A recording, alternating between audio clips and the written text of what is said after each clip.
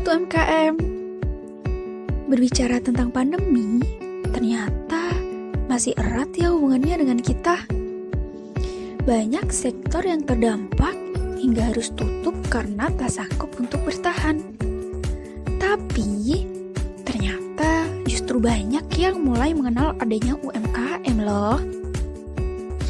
Nah, apa sih UMKM itu? UMKM adalah usaha mikro kecil dan menengah. UMKM ini dijalankan oleh individu, rumah tangga, atau badan usaha ukuran kecil. UMKM menjadi penyumbang PDB terbesar di Indonesia. Memulai usaha di tengah pandemi adalah hal yang luar biasa, bukan? Apakah di antara sobat ada yang memiliki usaha jasa laundry? Nah, itu adalah salah satu bentuk dari UMKM loh. Menekuni satu bidang dan fokus untuk menjalankan bisa jadi kunci untuk tetap bertahan walau negara sedang kelabakan. Tapi, kadang juga merasa kebingungan dan banyak menemukan permasalahan.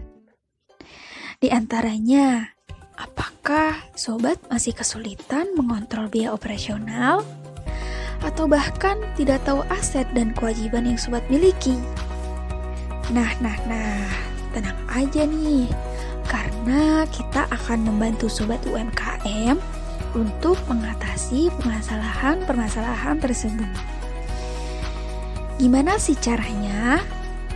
Cukup satu cara untuk menjawab 1000 permasalahan, yaitu dengan membuat laporan keuangan. Sebelumnya, sobat tahu nggak sih apa itu laporan keuangan? Jadi, laporan keuangan adalah laporan yang disusun berdasarkan transaksi operasional UMKM. Laporan ini bisa melihat bagaimana sih kinerja dari usaha yang sobat jalankan selama ini. Dengan laporan keuangan, sobat bisa melihat biaya operasional yang sudah dikeluarkan, aset, dan kewajiban. Dan yang gak kalah penting nih, sobat bisa tahu berapa laba bersih yang diterima dari usaha jasa laundry yang sobat miliki. Nah, tanpa berlama-lama, kita akan belajar bersama bagaimana membuat laporan keuangan yang mudah dan praktis, tapi punya banyak manfaat. Sobat cukup menyiapkan aplikasi Microsoft Excel saja dan simak penjelasan berikut ini. Halo Sobat UMKM, jadi di sini aku akan membersamai kalian untuk belajar menyusun laporan keuangan yang mudah dan praktis. Pertama, ada daftar kode transaksi. Di dalamnya ada kode dan jenis transaksinya. Jenis transaksi terdiri dari penerimaan kas dan pengeluaran kas. Untuk jenis transaksi penerimaan kas meliputi penerimaan pendapatan, pelepasan aset tetap, penerimaan pinjaman, dan penerimaan setoran modal. Sedangkan transaksi pengeluaran kas meliputi pengeluaran untuk harga pokok, pengeluaran untuk biaya operasional, pengeluaran untuk pembelian aset tetap, penarikan modal, pengembalian pendapatan, dan pembayaran angsuran atau pelunasan pinjaman. Selanjutnya, bagian transaksi pendapatan. Di sini berkaitan dengan transaksi penerimaan kas. Di dalamnya sudah dibuat format tabel. Jadi, sobat tinggal mengisikan komponen yang disesuaikan dengan format tabel, yaitu ada tanggal, nomor bon atau nota, jenis transaksi, berat, kuantitas, tarif per kilogram, total transaksi, tanggal estimasi selesai, tanggal pengambilan, rak penyimpanan, dan nama pelanggan. Pada kolom transaksi sudah dibuat data validasi yang sesuai dengan daftar kode transaksi jenis penerimaan kas yang telah dibuat. Diharapkan ini bisa memudahkan sobat saat pengisian. Contoh pengisian. Pada transaksi 3 Agustus 2021, Minarse menggunakan jasa laundry reguler dengan berat pakaian 3 kg yang jumlahnya 20 potong dan tarif per kilogram 4.500. Maka, kita mengisikan transaksi tersebut ke format tabel yang sudah dibuat. Untuk kolom tanggal diisikan 3 Agustus 2021. Untuk kolom nomor BN002, jenis transaksi penerimaan pendapatan jasa reguler. berat 3 kg, kuantitas 20 potong, tarif per kilogram 4.500, total transaksi 13.500, tanggal estimasi 7 Agustus 2021, nama pelanggan Gunarso.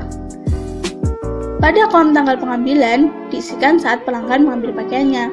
Pada kolom rak penyimpanan, diisikan saat selesai pencucian dan disimpan pada rak untuk memudahkan pengambilan. Sedangkan untuk transaksi lainnya diisikan sesuai dengan data transaksi yang ada. Contohnya, pada penerimaan setoran dari Pak Jaya, maka kita cukup mengisikan pada kolom tanggal, nomor, transaksi, total transaksi, dan nama pelanggan. Di sebelah kanan tabel ada insert slicer. Insert slicer digunakan agar memudahkan sobat dalam pencarian transaksi. Misalnya, ingin mengetahui nomor transaksi BN001, maka akan terlihat semua data yang berkaitan dengan nomor transaksi BN001. Selanjutnya, bagian transaksi pembayaran. Di sini berkaitan dengan transaksi pengeluaran kas. Di dalam transaksi pembayaran juga sudah dibuat format tabel yang berisikan tanggal, nomor, transaksi, total transaksi, pembayaran kepada siapa, dan keterangan. Untuk kolom transaksi, dibuatkan data validasi yang sudah sesuai dengan daftar kode transaksi jenis pengeluaran kas. Sekarang, contoh pengisiannya. Pada 5 Agustus 2021, mengeluarkan kas untuk pembelian bahan senilai 500.000 kepada toko aneka, maka diisikan sesuai dengan format tabel yang ada. Nah, di sini untuk tanggal diisikan 5 Agustus 2021, kolom nomor KK002, transaksi, pengeluaran untuk harga pokok jasa, total transaksi 500.000, pembayaran kepada toko aneka. Di sebelah kanan tabel ada insert slicer. Insert slicer digunakan agar memudahkan sobat dalam pencarian transaksi. Misalnya, ingin mengetahui transaksi pengeluaran untuk biaya gaji, maka akan terlihat semua data yang berkaitan dengan transaksi pengeluaran untuk biaya gaji. Selanjutnya, ada laporan keuangan. Laporan keuangan berisikan semua transaksi di transaksi pendapatan dan pembayaran yang dikelompokkan ke dalam laporan laba rugi dan neraca. Untuk laporan laba rugi, terdiri dari pendapatan, harga pokok, dan biaya operasional. Di akhir laporan laba rugi, kita bisa melihat nilai laba bersihnya. Kemudian ada neraca yang terdiri dari harta, hutang, dan modal. Di sini, kita harus memastikan bahwa total harta harus sama nilainya dengan jumlah total utang dan total modal. Akun transaksi yang ada diambil dari daftar kode transaksi.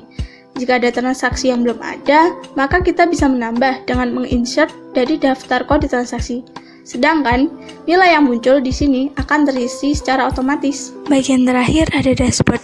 Di dalamnya mencakup data visualisasi secara umum kinerja perusahaan. Kita bisa melihat penerimaan yang diterima secara terperinci. Di sini kita menggunakan fitur insert slicer.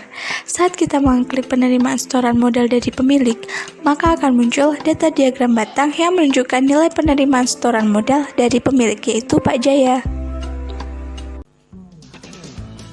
Gimana sobat? Mudah bukan? Membuat laporan keuangan yang mudah dan praktis. Nah, untuk sobat yang ingin file laporan keuangannya, langsung aja akses link di deskripsi video ini ya. Selamat mencoba!